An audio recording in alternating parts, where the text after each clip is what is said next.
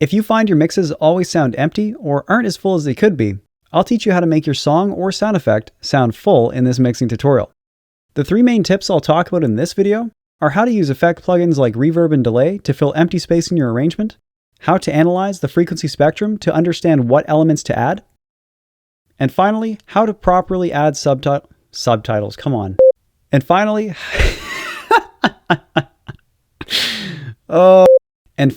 how to properly add subtle white noise to fill the rest of the frequencies you just couldn't get into your mix.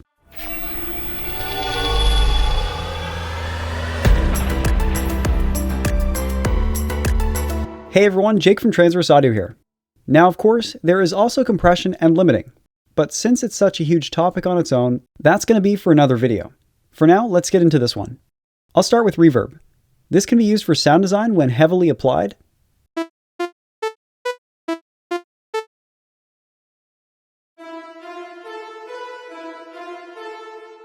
but also a way to fill up some of the silence after a sound, without creating a wall of audio.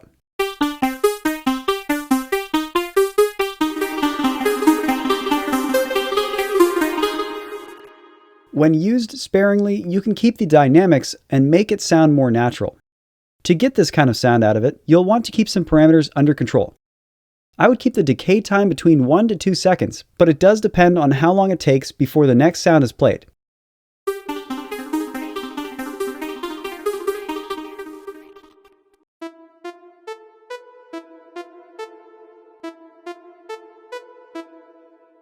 And although it may seem strange to remove something from a mix to make it sound full, using the low cut or high pass feature on sounds with lower frequencies can provide more clarity, since reverb can start to blend things together down there.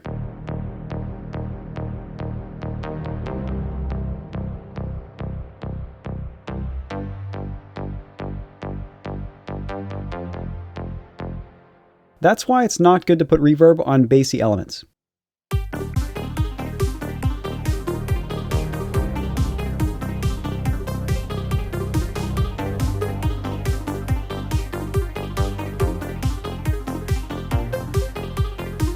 It is important to fill the mix, but it is more important to have definition on what you're filling it with.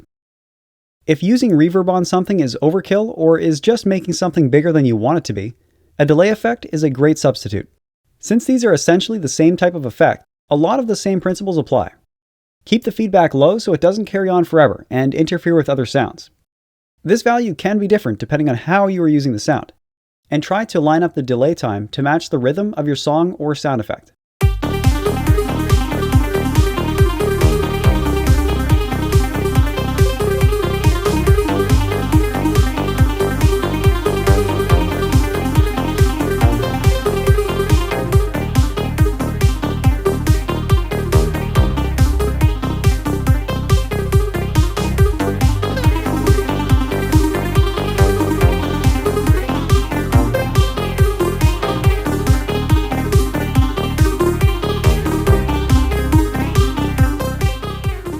For both reverb and delay, you may want to solo the sound to reference how long it's actually going on for.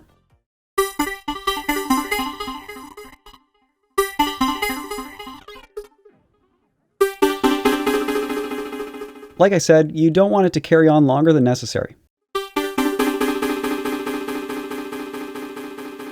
Now you can move on to the next tip, but before I do, press the like button below if you're enjoying the video so far. And I just want to say thank you if you took the time to do so. The second way you can make your mix sound full is by observing what frequencies are not present in the entire mix, and in doing so, you'll get a better understanding of how to fill that part of the spectrum. To help you do this, you can either use a parametric equalizer or a spectral analyzer like Span, which is free to download, and I'll leave the link in the description below. For example, you might be lacking a presence in the 1 to 2 kHz range. To fill it, you could either add in a sound like a wood block or a clap,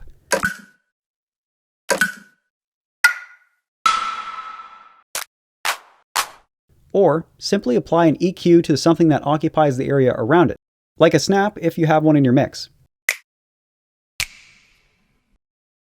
Then you would boost the frequencies I was talking about to make up for the void in the range that isn't as full next to it.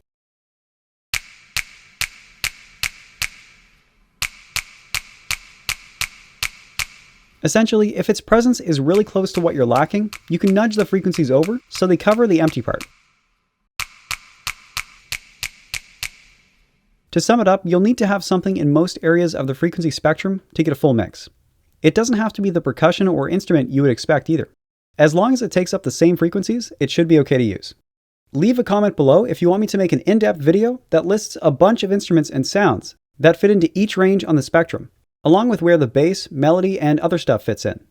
And if I make that video, I'll try to remember to put it in the card to the top right of this one, right now. Alright, once you have most of the spectrum filled with samples and instruments, you can add subtle white noise to the background and automate it along the entire song to fill up the rest of the frequency spectrum. What you'll be automating is the volume to match the overall energy of each section. You can also automate the cutoff frequency or bands on an equalizer applied to the white noise to make most of its presence in what is lacking in that specific part of the song or sound effect.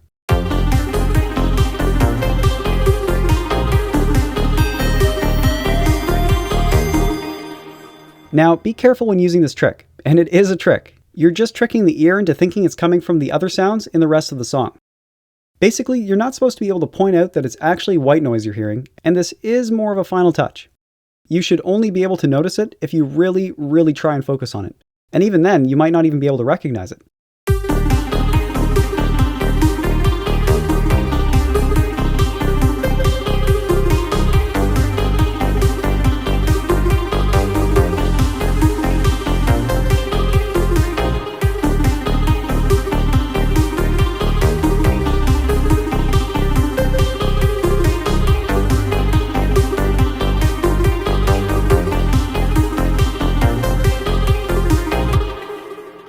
Although these are only a few ways that you can make your mix sound full, I made a tutorial on mixing tips for beginners which goes over more. Check that out to the left when it pops up in the video. I'm sure you'll like it if you enjoyed this one. And as always, thanks for watching.